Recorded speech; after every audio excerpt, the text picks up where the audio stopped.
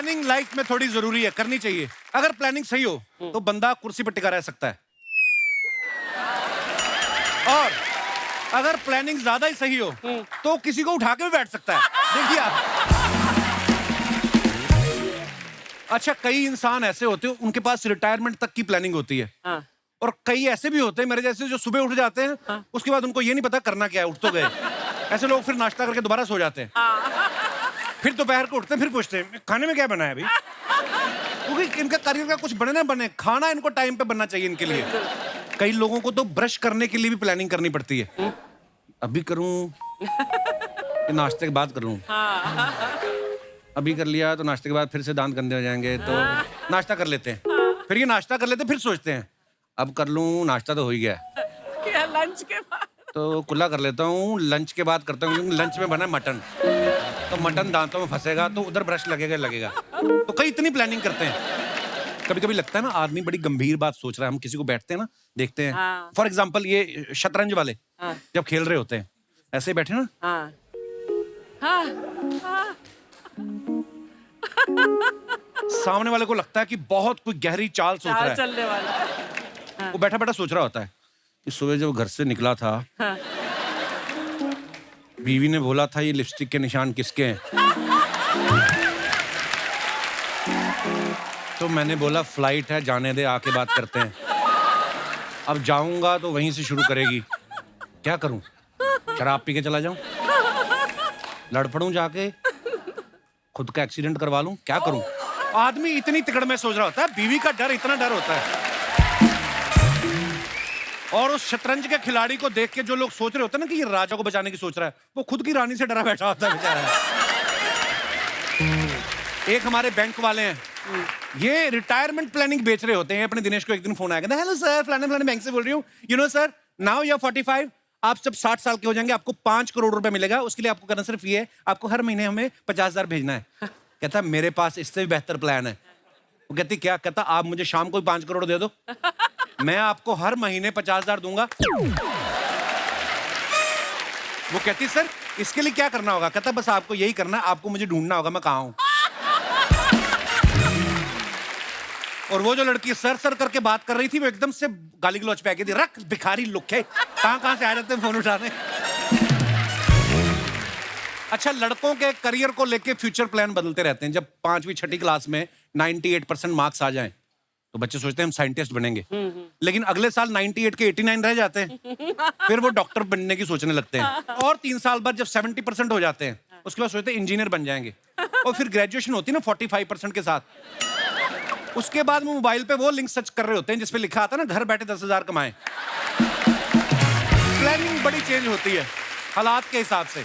अच्छा जो बच्चे अच्छे नंबर से पास होते हैं वो तो रिजल्ट आते प्लानिंग करने लगते हैं किस कॉलेज में एडमिशन लेना है, और जिन बच्चों को पता होता है कि रिजल्ट खराब आएगा वो प्लानिंग करते हैं बाप की पिटाई से बचने की। तो सोचते हैं कि 4 बजे रिजल्ट आएगा, 3:45 बजे मामा के यहाँ चला जाता हूँ, वो तो खुद पड़ोसन के साथ पकड़ा गया, मुझे कुछ कहेगा भी नहीं। तो ऐसी प्लानिंग करते हैं। अच्छा लोग अपने बर्थडे की प्लानिंग करते हैं, बच्चों के बर्थडे की प्लानिंग करते हैं, घर के बुजुर्गों को थोड़ा नजरअंदाज कर दिया जाता है। कई बार तो ऐसा होता है कोई दादा परदादा हो ना, उनका मौके पे ही आता था, अरे तो दादाजी का बर्थडे है। फिर मौके पे तैयारी कैसे करे, दादा को खुद लगा रखा है गुब्बारे फुलाने पे, दादा बेचारा लगा होता है एक ही फेफड़े से गुब्बारे भर रहा होता।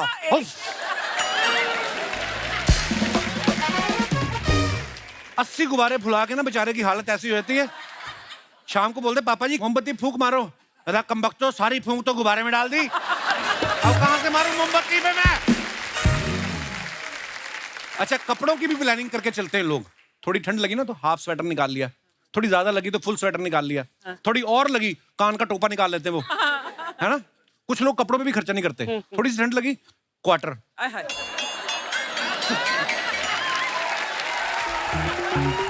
थोड़ी और लगी तो हाफ, और थोड़ी ज्यादा लगी तो खंबा। खंबा नहीं, आग भी सेकते हैं लोग हर बात पे।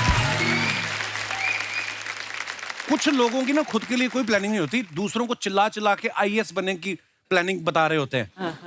आप देखना कभी मोटिवेशनल स्पीकर बहुत सारे ऐसे होते हैं, वो बड़ा जोश से बात करते हैं। वो किसी भी लक्ष्य को पाने के लिए प्लानिंग जरूरी है मेरे दोस्त, वरना आपका लक्ष्य सिर्फ सपना बन के रह जाएगा।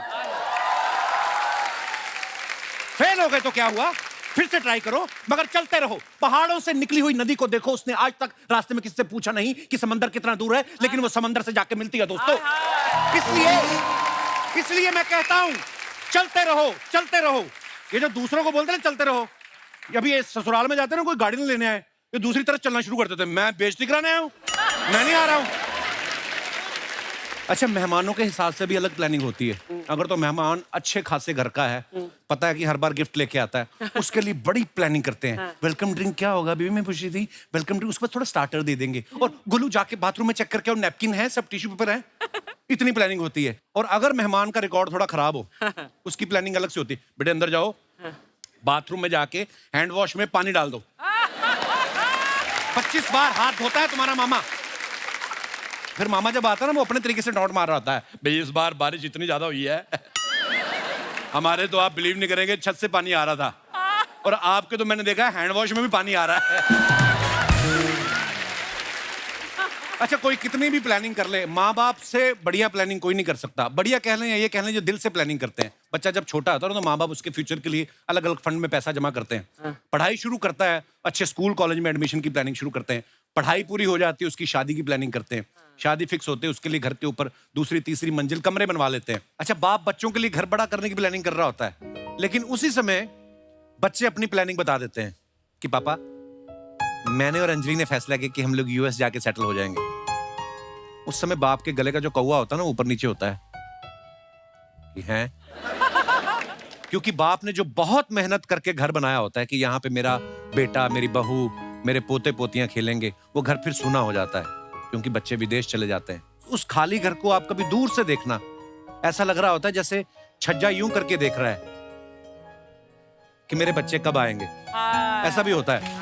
सो इसलिए तो पिता के घर पे एक बात याद आई कि पिता का घर कभी जर्जर नहीं होता, खूबसूरत उससे कोई मंजर नहीं होता, बसते हैं जहां सपने बचपन के, उससे पावन कोई मंदिर नहीं होता।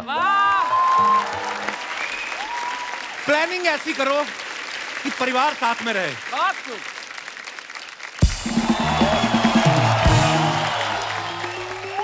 और जीजा, क्या प्लानिंग कर रहे हो? तेरा बाप तो करता नहीं, धड़ाधड़ पैदा किए जा रहा है, मैं भी ना करूं? हैं? और मूंछ क्यों कटवा दी तूने? मूंछ के पीछे तेरा मुंह छुपा हुआ था, अच्छा लग रहा था। हाँ। अभी मुंह देखो इसका, ऐसा लग रहा है जुराब में से अंगूठा बाहर निकला है। ओ देखो जीजा। वो जीजा नहीं बोलना मेरे को। हट। तो सुनो मिस्टर कप्पू शर्मा, अगर आज आपको मैं आपकी बीवी याद नहीं दिला दिया तो मेरा नाम भी गोली नहीं। आंखों में आंखें डाल के बात कर बे, ऐसा क्या करेगा तू? जो भी करेगी बिंदु दीदी करेगी, और ऐसा करेगी ना, आपकी पूरी याददाश्त वापस आ जाएगी। अच्छा, बिंदु दीदी, स्टेज पे आग लगा दो। स्टेज तेरे बाप की है, स्टेज पे आग लगा दो। Lights off, music.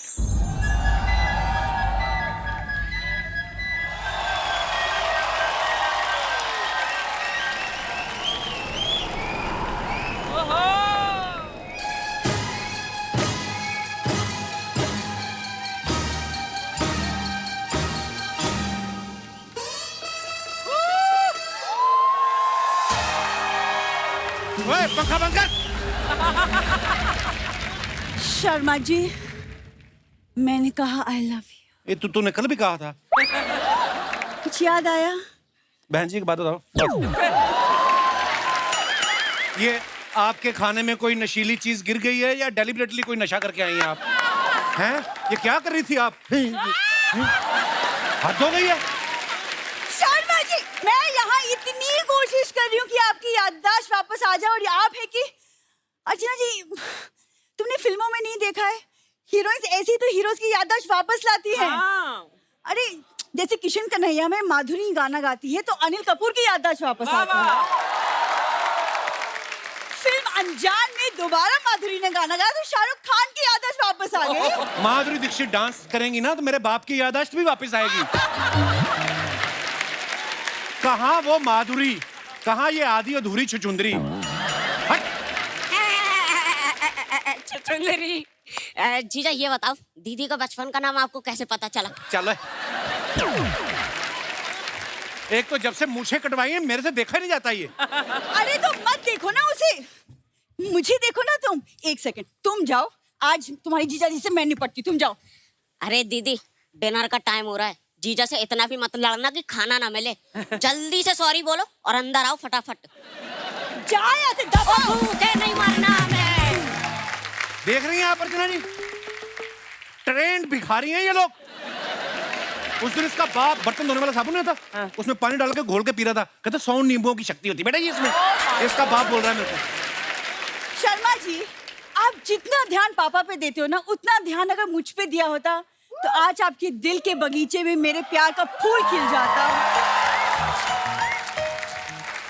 देखा, दिल के बगीचे में प्यार का फूल। बाप पेड़ पे सोता हो ना, बच्चे ऐसी शायरियां करते हैं। हाँ, तो कभी तुम भी मुझे एक शायर की नजर से देखो ना शर्मा जी। हाँ अर्चना जी, लड़कियों की कदर सिर्फ शायर ही करते हैं।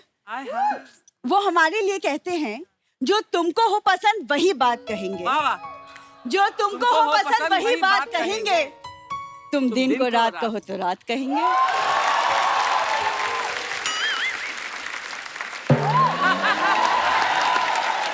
ये शायर लोगों ने लड़कियों को बिगाड़ के रखा है। जितने भी लोग टीवी पे देख रहे हैं, मैं बता रहा हूँ आपको, यही लोग लड़कियों के लिए लिखते हैं ना कि वो एक लड़की को देखा तो ऐसा लगा जैसे नाचता मोर। अरे मोर इज अ जेंट्स, मोर बेचारा जेंट्स है, तारीफ लड़की को मिल रही है। अरे लड़कों के लिए नाचता हुआ बागड़ बिल्ला लिख देते। एक लड़की को देखा, ऐसा लगा जैसे शायर का ख्वाब। हम शायर को जुराब भी नहीं है। I don't be jealous Sharma ji, आप कुछ सीख लो ना शायरों से। क्या क्या मैंने को नहीं सीखना, झूठी तारीफ की जाती लड़कियों की। गुलाबी आंखें जो तेरी देखी, शराबी ये दिल हो गया। आप सुनसान रास्ते पे जाओ, गुलाबी आंखों वाली लड़की मिल जाए ना, आदमी की चीखें निकल जाए। भूतनी भूतनी बोल के भागेगा वो। लड़कियों का जलवा है ही कुछ ऐसा, है ना? जलवा तो मुझे तेरा पता नहीं। तेरा हलवा मैंने देखा कल, इतना खराब हलवा मेरे से तो खाया नहीं गया। और जिस बिल्ली ने खाया उसका मुंह चिपक गया। वो बोलती इतना सा ही खोल दो, मैं स्ट्रॉ से दूध पी लूंगी। शर्मा जी, मुझे पता था आप ये वाली बातें ना बिल्कुल भी नहीं समझेंगे, इसीलिए मैंने आज यहाँ फिल्म इंडस्ट्री के गीतकारों को बुलाया है। आपकी जोरदार तालियों के बीच please welcome on stage mister Sameer Anjaan, mister Swarat Kirkire, mister Neelesh Mishra and mister Manoj Muntashir.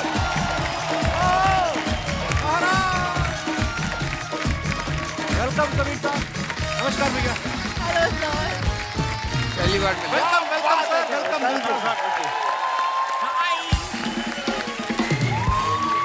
जोरदार तालियां हमारे मेहमानों के लिए। सर, जैसे आप लोग को पता है, शायद नहीं पता हो, मैं बता देती हूँ। मेरे जो पति जी हैं यहाँ पे, शर्मा जी, इनकी ना याददाश्त चली गई है, तो ये भूल चुके कि मैं इनकी बीवी हूँ। तो इनको ना मैं याद हूँ ना मेरी खूबसूरती। अब खूबसूरती के बारे में आप लोगों से बेहतर और कौन जानता है, तो क्यों ना आप आज इनको कुछ सिखा दें। केवल मैं ही तारीफ नहीं करूंगा, मुझे पूरी उम्मीद है ये पूरी ऑडियंस वो गाएगी जो मैं तुम्हारे लिए गाऊंगा। फूलों सा चेहरा तेरा, कलियों से मुस्कान है, रंग तेरा देख के, रूप तेरा देख के, कुदरत भी हैरान है। क्या बात है कि रूप तेरे देख के कुदरत भी हैरान है। कहने का मतलब तुम नॉर्मल इंसान नहीं लगती। सुमोना, कश्तियां मौज में, तूफान में लंगर डूबे। वाह क्या ऑडियंस है, ऐसी होनी चाहिए ऑडियंस।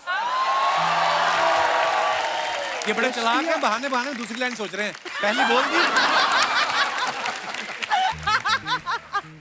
सोचना थोड़ी पड़ता है इतनी सुंदर लड़की के लिए। अच्छा हाँ अब जब घर जाएंगे तब सोचना पड़ेगा आपको। कश्तियां मौज में, तूफान में लंगर डूबे, जो बचे थे वो किनारे पे पहुंचकर डूबे। मैं तो कतरा हूँ, नजर तुझसे मिलाता कैसे, ऐसी आंखें के समंदर डूबे। क्या बात है, वाह वाह वाह। खूबसूरत है ओहे। वो इतना सहा नहीं जाता, ओहो हाय हाय ऐसे हम खुद को रोक ले, रहा नहीं जाता। क्या बात है। और लाइनें बहुत बड़े शायर की है, मेरी नहीं है, लेकिन तू किसी रेल से गुजरती है, मैं किसी पुल सा थरथराता हूँ। एक जंगल है तेरी आंखों में, मैं जहाँ राह भूल जाता हूँ। किसी रेल से गुजरती है, मैं किसी पुल सा थरथराता हूँ। बहुत अच्छे। अर्चना मैम इसी चीज के लिए तरस रही थी। शर्मा जी सुना आपने? हाँ। इसे कहते मोहब्बत, इसे कहते खूबसूरती की तारीफ। और एक आप है, आज तक इतने सालों में एक कुछ अच्छा नहीं बोला मेरे बारे में। देखो दूसरों की बीवियों के लिए तो मैं भी बोल दूं, समझ में आया? इनसे पूछो कभी खुद की बीवी के लिए लिखा है? खुद की बीवी के सामने तो समीर साहब भी अनजान हो जाते हैं। अपनी बीवी के लिए कुछ लिखा हो तो प्लीज बताइए। चलो चलो हम लोग पहले बैठ जाते हैं। आइए, आइए।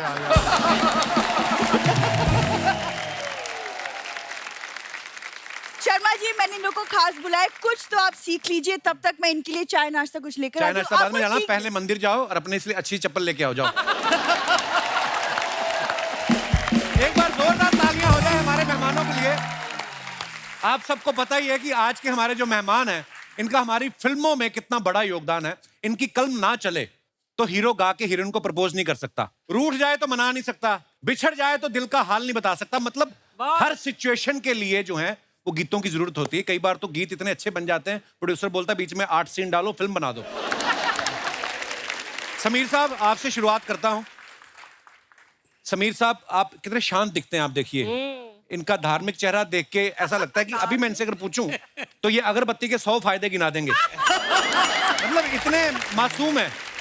लेकिन अगर आप इनके कुछ गाने ऐसे भी इन्होंने लिखे हैं कि सरकाए ले खटिया जाड़ा लगे, एक चुम्मा तो मुझको उधार दे दे, जोरा जोरी चने के खेत में।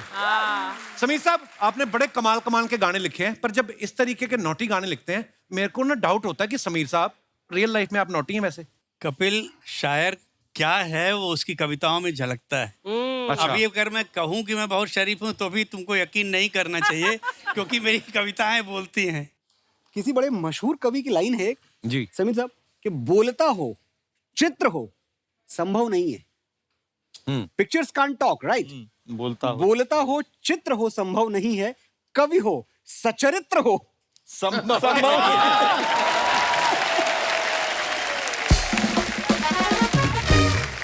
एक तुमको मैं बहुत खूबसूरत इंसिडेंट सुनाता हूँ। डेविड धवन साहब के साथ मैंने बहुत काम किया था। जी जी जी उनकी हर फिल्म में नॉर्मल गाना नहीं होता, हर गाना आइटम गाना होता है। जी एक फिल्म आई थी आप सबने देखी होगी, हीरो नंबर 1। जी ऑफ कोर्स। तो उन्होंने बोला कि यार एक सिचुएशन रोमांटिक, उसमें तू कोई गाना लिख दे। हमने बोला डेविड तू सिचुएशन तो बता फिर मैं गाना लिखूं। तो उनका जुमला था कि सिचुएशन गई तेल लगाने।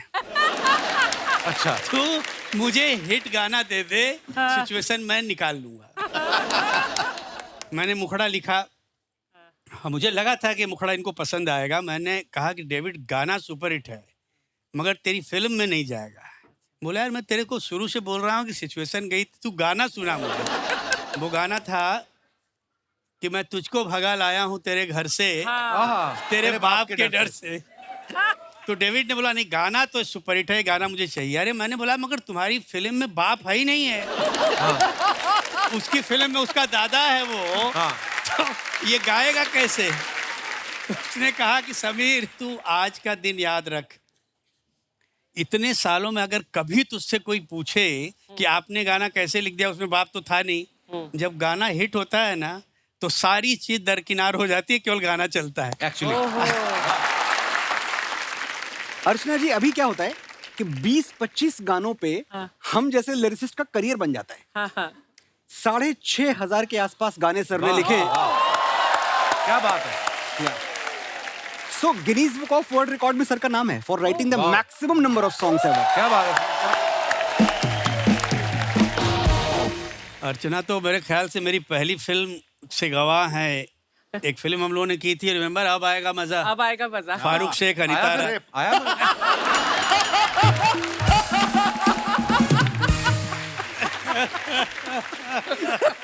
कपिल आपके साथ इतनी मस्ती करता रहता है, इसी बात का पेमेंट है। अरे मैं स्वानंद भाई को मुबारकबाद देने भूल गया भाई, मुबारक हो। Thank you. आपने अभी अभी स्वानंद भाई ने एज एन एक्टर एक फिल्म की है और वो फिल्म जो है इंटरनेशनल फेस्टिवल्स में धूम मचा रही है। वाह।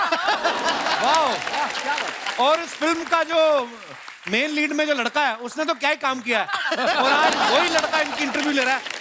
मैं कह रहा हूँ कितने खुश हैं आप अपनी मैं तरक्की से? बहुत ज्यादा खुश हूँ मेरी तरक्की से, और सच में मुझे मतलब टोरंटो में तो बहुत तारीफ हुई है उस फिल्म की, बहुत ज्यादा। बुसान में तो और ज्यादा।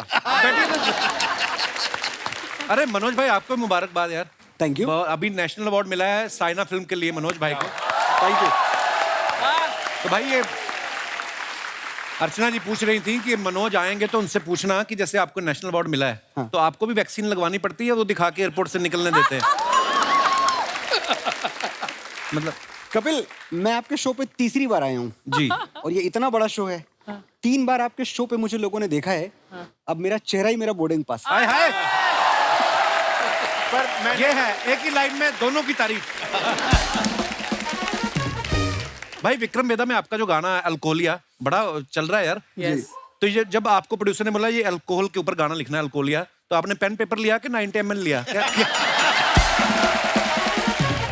सीरियसली बड़ा मजेदार गाना है। बस हो गई तारीफ आज की मेरी। क्या बात है।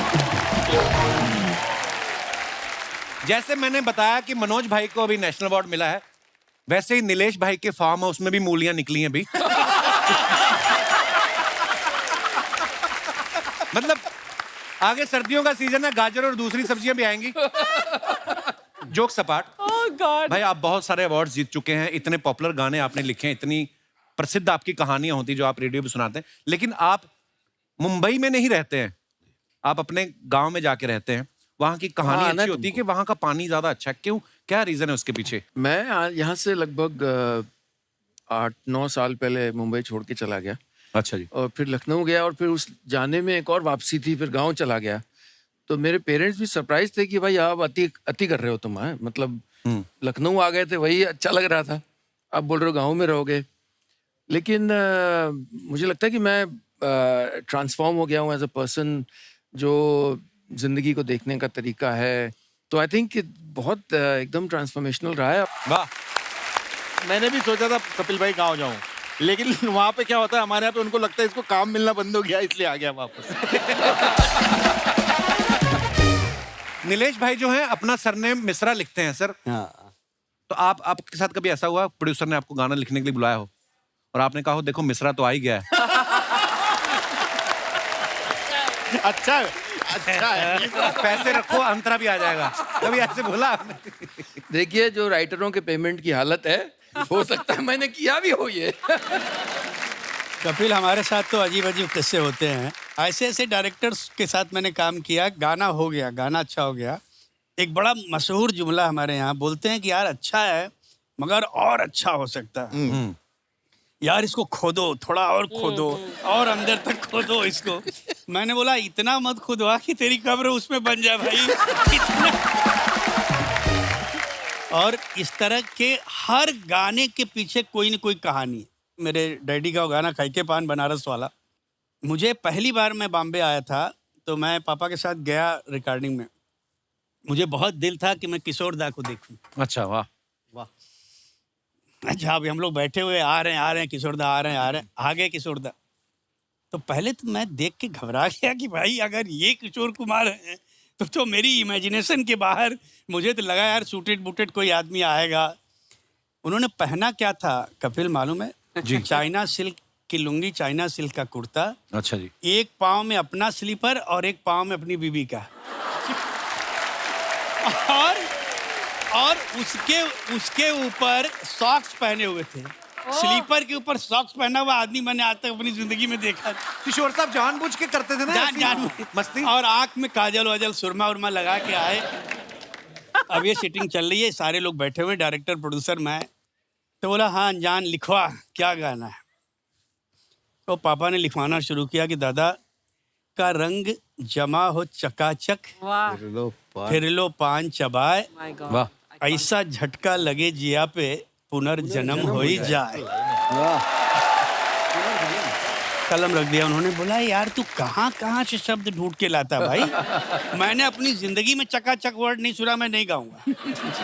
बोला दादा पूरा गाना लिख लीजिए, उसके बाद मैं आपको चकाचक का भी मतलब बताऊंगा, आगे का भी मतलब बताऊंगा। बोला अच्छा लिखवा लिखवा लिखवा।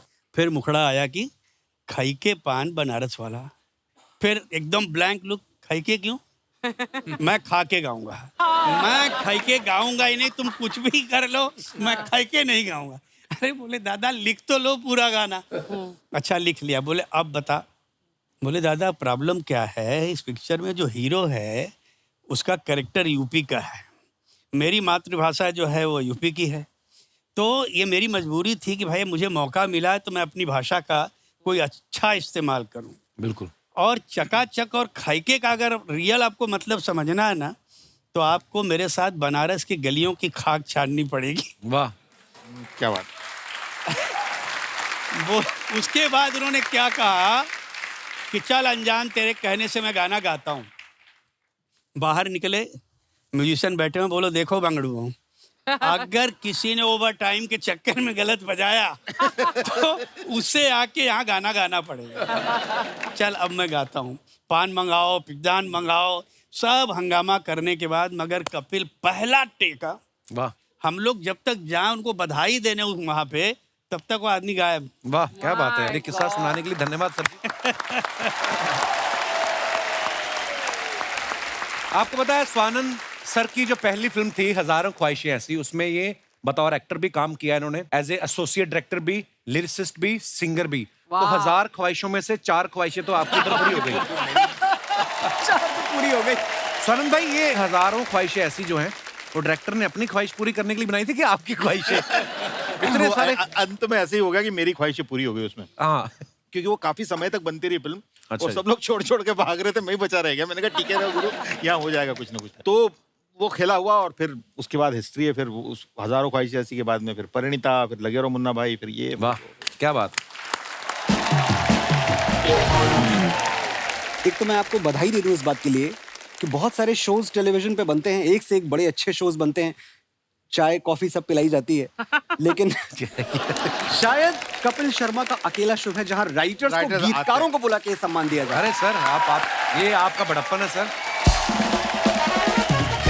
मनोज भाई, आप खुद एक इतने अच्छे गीतकार हैं, आपके मन में ऐसा कुछ सवाल है जो आप समीर साहब से पूछना चाहते हैं? मैं समीर साहब से अगर कोई सवाल पूछूंगा तो वो ये पूछूंगा कि समीर साहब 6500 गाने टिके कैसे आप इतने देर तक? एक ऐसी इंडस्ट्री में अर्चना जी जहां होता क्या है कि एक कमरे में आप आए गाना सुनाने, लिरिक्स आप लेके आए। एक तो poetry is not something which needs explanation, समझने की चीज है। फिर भी आप गीत लेके आए हैं, आप देखते हैं कमरे में 10 लोग बैठे हैं, आप एक एक को थोड़ा देख रहे हैं। एक डिस्ट्रीब्यूटर है फिल्म का अक्सर हीरो भी आके बैठ जाता है, और प्रोड्यूसर बैठा हुआ है, डायरेक्टर बैठा हुआ है, प्रोड्यूसर की बीवी बैठी हुई है गोद में कुत्ता लेके। गाने से किसी का कुछ लेना देना नहीं। आप लिरिक्स पढ़ना शुरू करते हैं, चौथी लाइन पे टॉमी करता है कूं। और गाना रिजेक्ट। गाना इसलिए रिजेक्ट हो गया क्योंकि मजा नहीं आया, माहौल नहीं बना। माहौल उस कुत्ते की वजह से नहीं बना। मैं तो सुना ही रहा था। समीर साहब, ऐसे में 6500 गाने, क्या करामात है। सच ये है मनोज कि मैं केवल एक ही काम करने आया था और आज तक वही काम कर रहा हूँ बेटा। मतलब सफलता का और कोई दूसरा विकल्प है ही नहीं है, केवल काम के अलावा। नहीं, लेकिन समीर साहब आपने जिस तरह से अपने आप को रेलेवेंट रखा है, उस जमाने से इस जमाने से इस जमाने तक, जिस तरह से आप जिंदगी से लोगों से जुड़े हुए हैं, वो काबिल तारीफ। मतलब क्या बात है।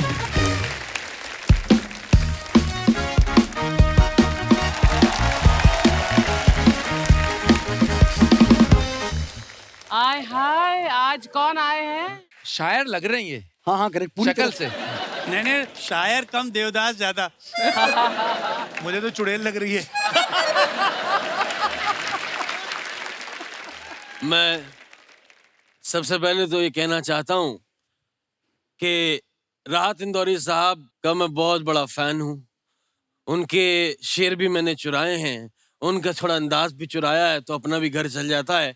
कि पेश कर रहा हूँ कि सुनिए, किसने दस्तक दी दिल पर, आय हाय, किसने दस्तक दी दिल पर कौन है? कौन है ऊपर लाइट दादा? किसने दस्तक दी? ये दिल पर कौन है? आप तो अंदर हैं, बाहर कौन है? अरे बाहर आप लोग हैं। सर जाओ बहुत बड़ा फैन हूं मैं आपका। ये हमारे मोहल्ले के स्ट्रगलिंग शायर हैं सर। इनका नाम है सागर पगलेटू साहब। अरे वाह वाह। ये आपने खुद स्टाइल बनाया कि पंखे में आ गया था मुंह आपका? नहीं, ये चुड़ैल बन के क्यों घूम रहे हैं आप? चुड़ैल नहीं हूं मैं। अभी मैं चुड़ैल नहीं हूँ, मैं इंसान का साया हूँ। चुड़ैल नहीं हूँ मैं इंसान का साया हूँ। इनके लिए मैं 2 साल बाद नहा कर आया।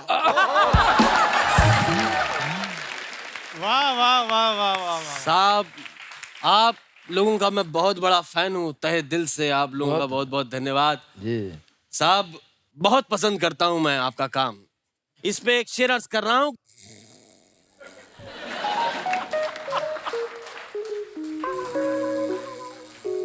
भाई साहब, सुनाओ सुनाओ। वाह, अरे आप सुना रहे थे, आप पी के आए हैं? कितनी बार कहा है आप पी के मत आया करो, बीच में सो जाते हैं आप। नहीं नहीं मैं अगर आप इजाजत दें तो कुछ शेर लिखे हैं। शेर है मेरे पास। हाँ सुना दीजिए। अलायंस बडानी CDFC में इन्वेस्ट कर दें, शेयर में बहुत पैसा मिलेगा। लाख। ये है नई शायरी मनोज, ये है नई शायरी। कैसा लगा भाई साहब, ये कैसी बेवकूफों वाली बातें कर रहे हैं आप? ये वाले शेर के बारे में बताने आए थे आप? फ्यूचर ब्राइट है आपका दोस्त। देख, इस पे एक शेर अर्ज कर रहा हूँ कि साहब मेरे हुजरे में नहीं, मेरे हुजरे में नहीं, ये और कहीं पे रख दो। मेरे हुजरे में नहीं, मेरे मेरे मेरे कप्पू मेरे हुजरे में नहीं, ये और कहीं पे रख दो। आप दूध लाओ, ले आओ, फ्रिज में रख दो।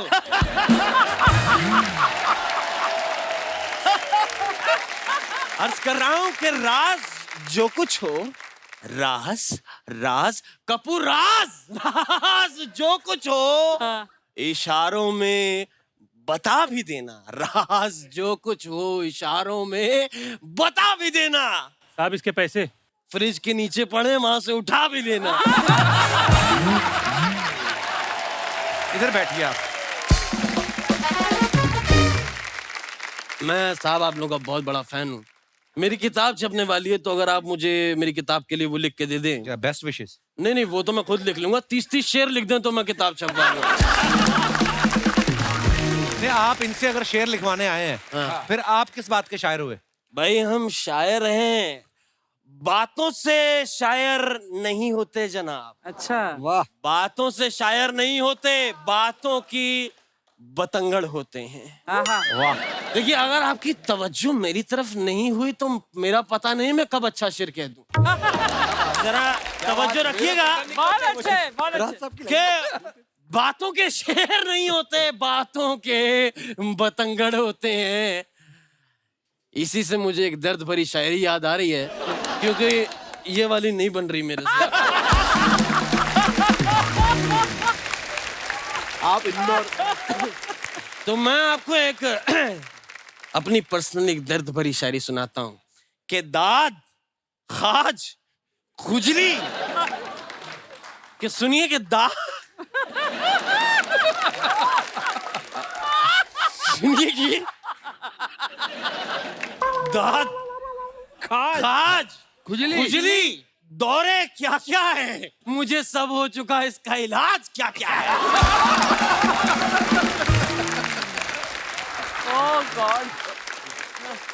मैं आपको बताऊं, आप नहाते हुए ना पूरे गीले पानी के साथ नहाना है। बिल्कुल। उसके बाद बिजली की तार पकड़नी 3 टाइम।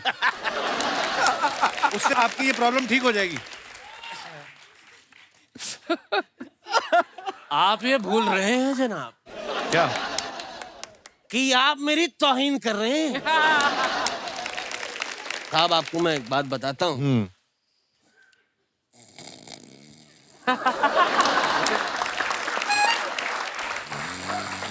सागर साहब, हूँ? शेर शेर। हाँ सुनाओ सुनाओ। आप आप सुना रहे थे। तो मेरे को रोका क्यों? साहब, मेरी शायरी के लिए मुझे ओलंपिक में गोल्ड मिला है। शायरी क्या झूठ बोल रहे हो? ओलंपिक में शायरी कहाँ होती है? कोने में कौन है? कोने में एक मोहतरमा मेरे साथ बैठी थी। मैंने उनको शायरी सुनाई साहब। हाय हाय। उन्होंने अपने कान के झुमके उतार के मेरे हाथ पे रखे, कहे 1 लाख रुपए के हैं, अब तो चुप कर जा। अवार्ड नहीं तो क्या है? शुक्र मनाइए उन्होंने आपको मारा नहीं। कैसे मारती? मैंने तो गर्दन पर चाकू रख के सुनाई ना। इसका मतलब आपने उसको लूट लिया है। लूट लिया है? लूट लिया है? साहब, कौन नहीं लूट रहा? सब लूटते हैं, चाहे वो अभी याद नहीं आ रहा, लेकिन जो भी लूटते हैं वो यहीं कहीं आते हैं। बहुत अच्छे। लुटने से एक शेर याद आ रहा है समीर साहब, आपकी तवज्जो चाहूंगा साहब। इरशाद। आप ये फर्ज कर लें, इस वक्त महफिल में मैं और आप तन्हा बैठे।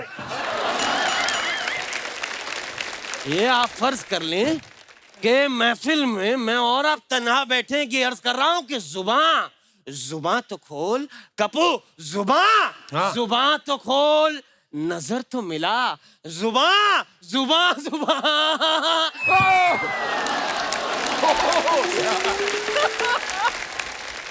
अर्ज कर रहा हूं कि जुबान तो खोल, नजर तो मिला, आवाज तो दे, मैं कितनी बार लुटाऊं जिंदगी, हिसाब तो दे। बस मैं भी कुछ ऐसा ही लिखना चाहता हूं, क्योंकि ये तो चुराया हुआ है। बड़ा अच्छा लगा आपके पास आके, क्योंकि मैं 9 बज गए होंगे, मुझे बरगद पे भी लटकना है उल्टा।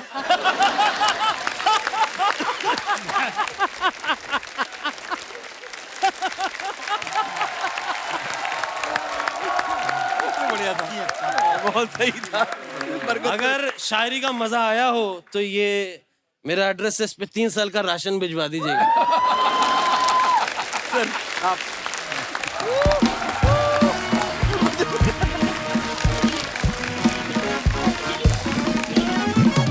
सर, कुछ आप लोग जो अपने फैंस के लिए पिक्चर्स डालते हैं सोशल मीडिया पे, जी। आपको पता है हमारी जो जनता जनार्दन है वो बड़ी क्रिएटिव हो गई है। हाँ। बड़े मजेदार कमेंट्स हैं। समीर साहब इधर आ जाइए, अगर आपको आराम से इधर आके देख सकते हैं आप।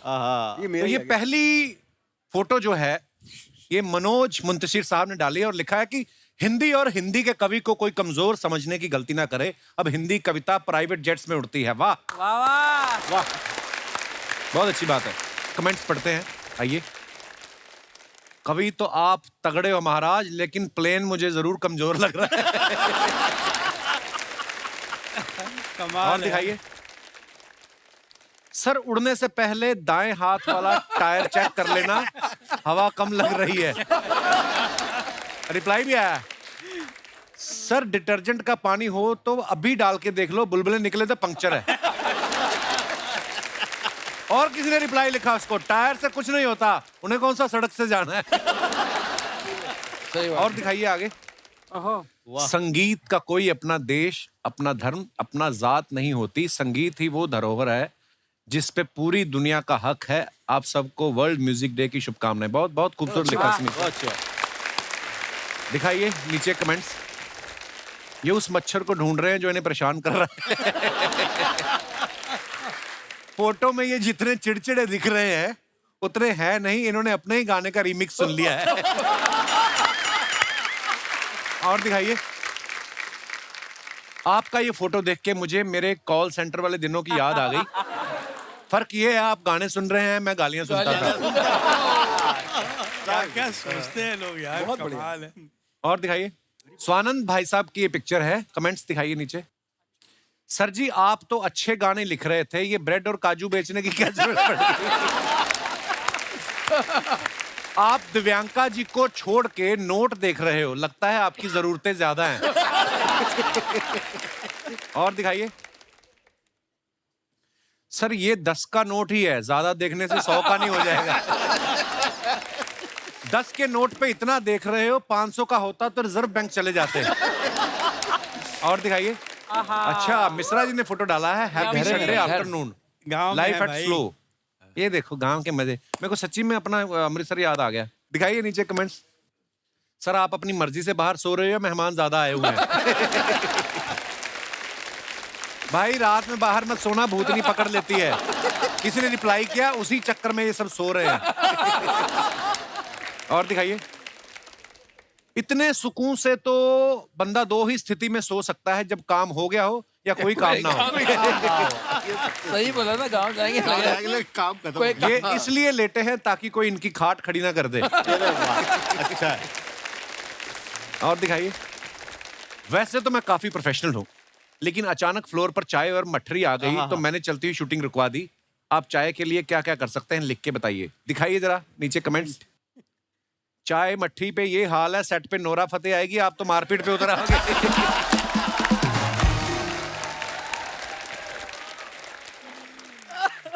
मैं तो एक बार चाय के चक्कर में शादी के लिए लड़की देखने चला गया था। किसी ने उसको रिप्लाई किया, मैं दावे से कह सकता हूं तुझे ना चाय मिली होगी ना लड़की। और दिखाइए। आपने तो शूटिंग ही रुकवाई, मैंने चाय के लिए ट्रेन रुकवा दी थी, बड़ी मुश्किल से जमानत हुई। आप कब छूटे? और दिखाइए। ओहो, ये हूं मैं, पूरा मैं, लफंडर मैं, आजाद मैं, मेरी इतनी सी मांग, साइकिल पर डालूं टांग, चल दूं हर सीमा को लांग। वाह। इकल्ला मैं, धड़ल्ला मैं, बिलंदर मैं, आजाद। बिलंदर का मतलब क्या होता है भाई? पता नहीं।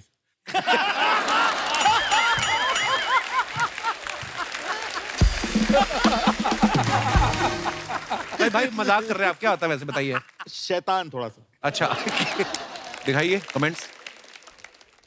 ओ हाँ तू, पूरा तू, चप्पल में तू, साइकिल में तू, बीच पे तू, फोटो पे तू, तू भी तू, मैं भी तू, तू तू तू तू तू तारा, चश्मा ना गिर जाए तुम्हारा, मेरा हो गया अब बोल तू।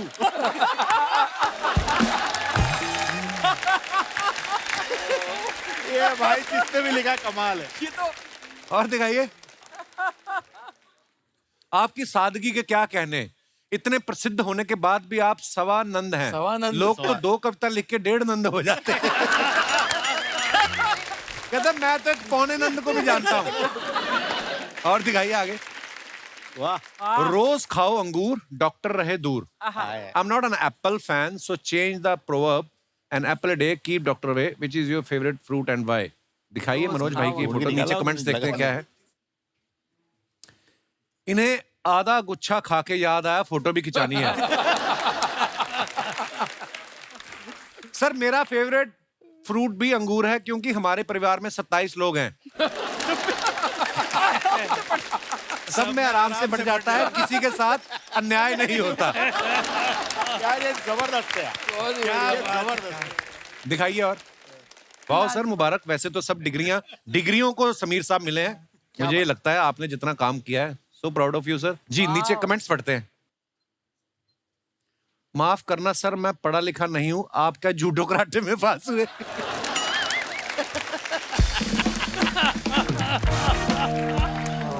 किसी ने रिप्लाई किया, ना भाई वो डॉक्टर बन गए, हम वो मरीज देखेंगे। दिखाइए। और क्या बोलते हैं लोग यार। लगता है रूम का एसी तेज है, सबने ओवरकोट पहन रखे। और दिखाइए आगे। ओ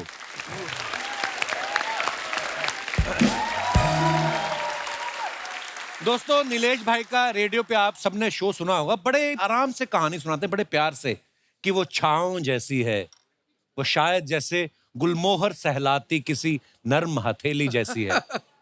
मुझे उसके साथ रविवार बिताना बहुत अच्छा लगता है। नीलेश भाई कभी मॉल में जाओ, फूड कोर्ट में, वहां पे ना बड़ा फास्ट ऑर्डर देना पड़ता है। तो वहां पे आप फास्ट बोल देते हो, कि वहां पे भी आप ऐसे बोलते हो कि मेरे हाथों की कश्ती पे रख दो नरम गुनगुनी ब्रेड, और रख दो फ्रेंच फ्राइज के 2 पतवार, इसी से निकल जाएगा मेरा रविवार। अच्छा यार। भाई एक सवाल मेरे दिल में आया नीलेश भाई, क्योंकि जब आपने बड़ा प्यारा, मेरा बड़ा फेवरेट गाना है, जादू है नशा है मदहोशियां, ये गाना जब आपने लिखा पहले लिखा गया होगा फिर शूट हुआ, राइट? जब ये लिखा गया और उसके बाद जब पर्दे पे आपने देखा बिपाशा बसु को ये गाना पे पिक्चराइज, उसके बाद में आपने अगले कॉन्ट्रैक्ट में लिखा कि आज के बाद मैं शूटिंग पे भी उपस्थित रहूंगा।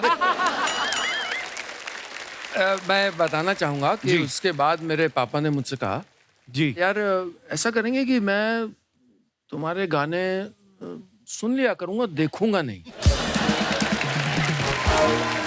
एक बहुत दिलचस्प किस्सा बताऊं, जो तुमने कहा ना कि वो गाना देखने के बाद आपको लगा होगा भाई शूटिंग पे भी मुझे होना चाहिए, कितना जरूरी है मैं तुमको बताऊं। और एक फिल्म आई थी मेरी, मुझे कुछ कहना है, तुषार कपूर की पहली जी, जी, पिक्चर। जी। उसमें एक गाने में रब रब रब रब कई बार आता है। लकीली मैं किसी और फिल्म की शूटिंग के लिए गया था चेन्नई। अच्छा जी। सौभाग्य देखो कि मैं गया तो वो लाइन चल रही थी, कोरस का पार्ट था, रब रब। देखा कि हीरोइन के बदन पे वो रब कर रहा है, रगड़ रहा है। मैंने बोला भाई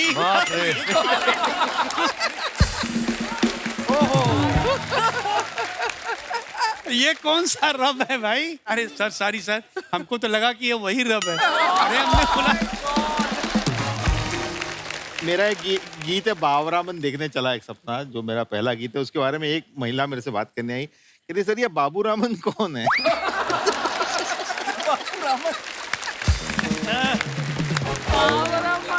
पहले एक बड़ा खास जुमला इंडस्ट्री में बोला जाता था, अभी भी कभी कभी बोलते हैं। बड़ी अच्छी कहानी है कि लक्ष्मी जी के सिटिंग रूम में एक बहुत बड़ा एक्टर आया, मजरू साहब बैठे हुए हैं और गाना सुना तो लक्ष्मी जी ने बोला कि सर कैसा लगा गाना आपको, उस एक्टर से। बोले यार गाना अच्छा है मगर घंटी नहीं बजी। यस यस यस यस, घंटी नहीं बजी, करेक्ट। ये मैंने और भी सुना है किसके meeting सामने में, बोल correct, दिया? मजरू correct। साहब के सामने। अच्छा। उन्होंने बोला हाँ हाँ, एक मिनट इनको बोलो कि बजेगी कैसे, इनके पास होगी तो बजेगी ना। बोले अगली बार बोलो जब सिटिंग रूम में आए हैं तो 1 घंटा लेके आएंगे, वो भी बजेगा। तो अब ऐसे लोगों के बीच में आप कैसे काम कर सकते हो? अच्छा, it is so difficult. Composers के साथ सब अपने मित्र हैं, तो पहले तो था कि आप, एक होता है मीटर में लिखें कि आपने इतनी मात्रा में लिखना है, तो वो आगे न जाए उसके, बेडौल न हो आपकी लाइन। फिर एक शब्द आया स्कैनिंग। हाँ, तो स्कैनिंग मतलब है कि उन्होंने जैसे डा डा डा डा डा डा डा डा डा डा डा डा डा, तो मैं ये नहीं लिख सकता हूँ कि तुम जो कहो तो सितारों को सजा दूं मैं। एग्जाम्पल, ये स्कैनिंग करेक्ट नहीं है, वो तोड़ना है उसको। तो फिर लिखा मैंने कि क्यों आज कल नींद कम ख्वाब ज्यादा है। क्या ब्यूटीफुल सॉन्ग है पर क्या अच्छा लिखा था यार, वाह। एक और चीज है सर, सर ये एंड में ना अगर ऊ साउंड आ जाए, वो आ जाए, वो आ जाए। वो कौन निकालेगा? और क्यों निकालेगा? राइटर ही sound आ निकालेगा और कौन निकालेगा? तो अब आप क्या करो? आप बैठे हो, नीलेश भाई, लेकिन इसके बावजूद जब गाने ऑडियंस तक पहुंचते और ऑडियंस उनको पसंद करती है, और आपने उसमें भी कमाल किया। वाह। मतलब लेट अस से दैट।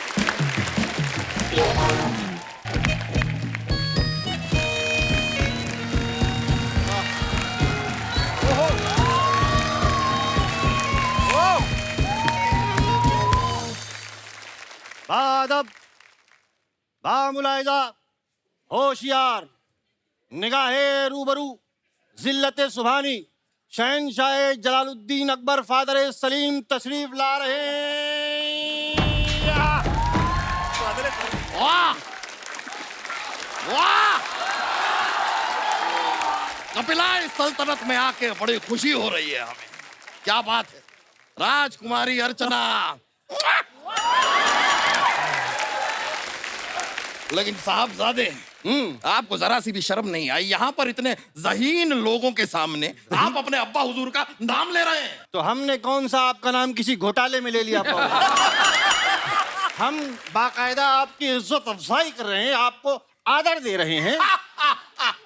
हम आपको बताएं, रातों को जब हमें ठंड लगती है ये हमें चादर नहीं देते, लेकिन यहाँ पर आदर दे रहे हैं।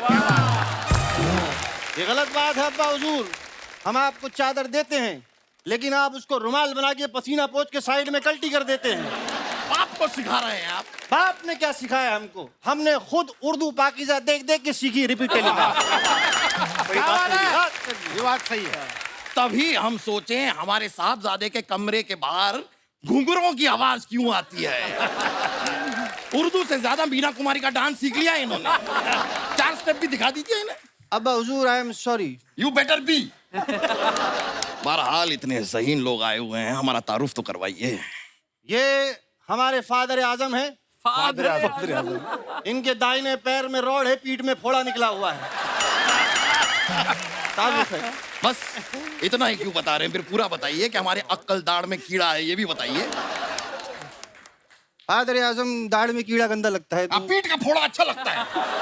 बाप का फोड़ा दिखा रहे हैं आप। ठीक है, हमारे फादर का फोड़ा अच्छा हो गया है। आदर नहीं, कुछ बताने की जरूरत नहीं है, हम अपना तारुफ खुद दे देते हैं। हम हैं बादशाह अकबर, ये तो आप समझ ही गए होंगे, और ये है हमारे इकलौते बेटे सलीम। इकलौते?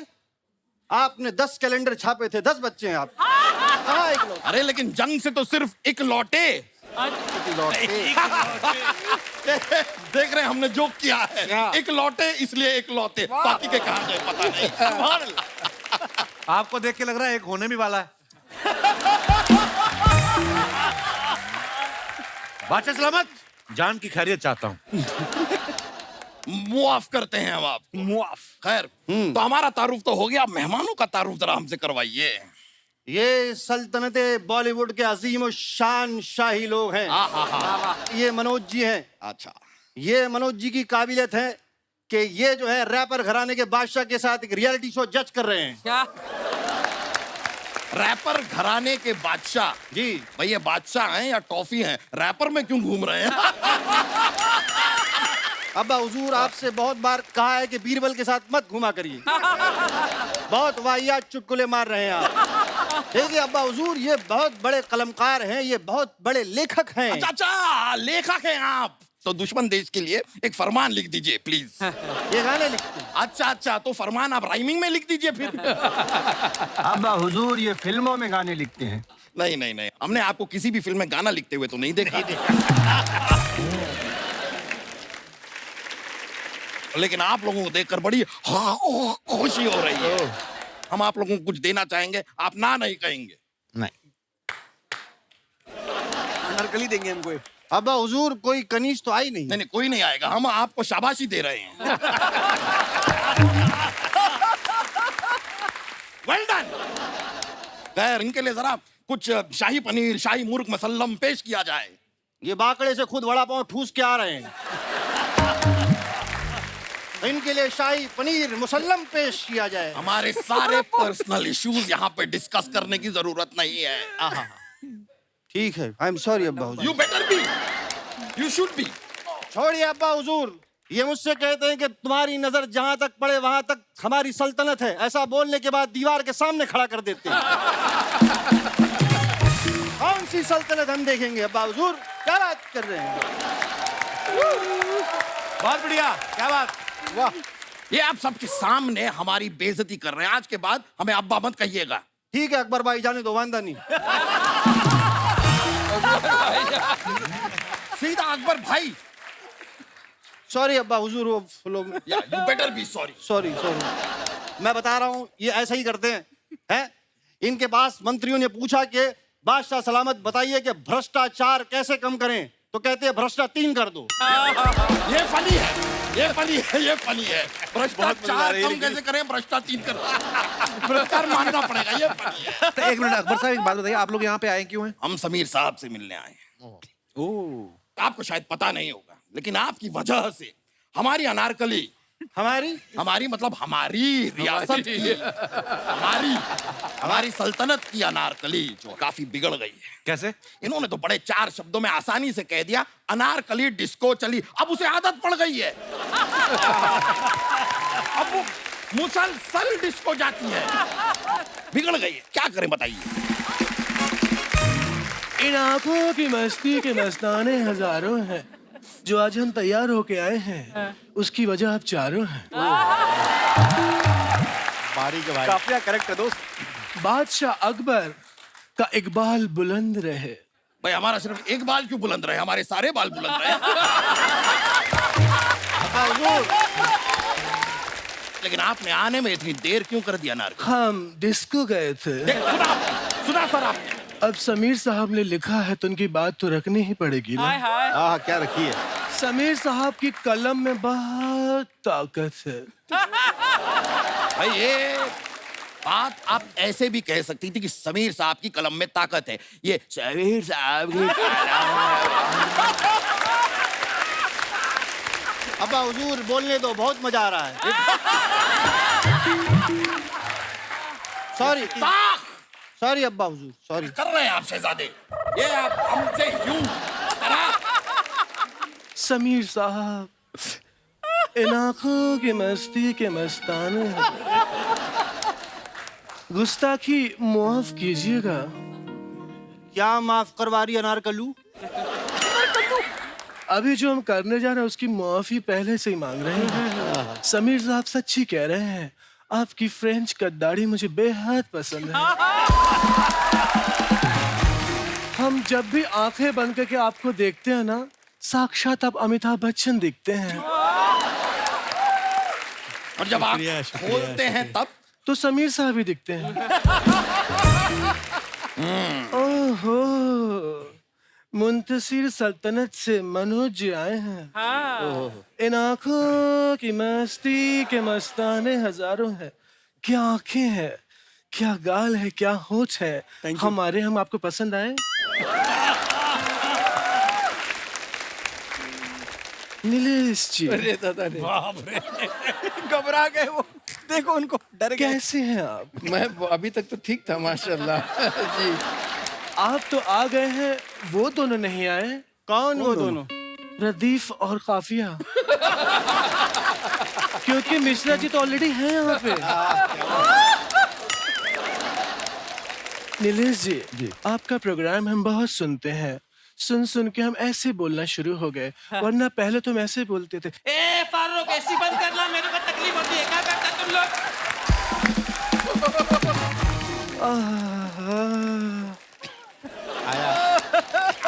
आप हमसे बातें क्यों नहीं कर रहे हैं? आनंद किरकिरे जी, हमसे बात कीजिए। अनारकली हमसे बात करिए। आप हमारा मजाक किरकिरे क्यों कर रहे हैं? समीर साहब, हम आपसे वंस अगेन खफा हैं। क्यों? आपने गाना लिखा अनारकली डिस्को चली, हम डिस्को जा जाके पक चुके हैं। आप ये लिखिए अनारकली पेरिस चली, अनारकली मालदीव चली। मालदीव्स क्यों चली? वहां जाके हम नए नए रील्स बनाएंगे।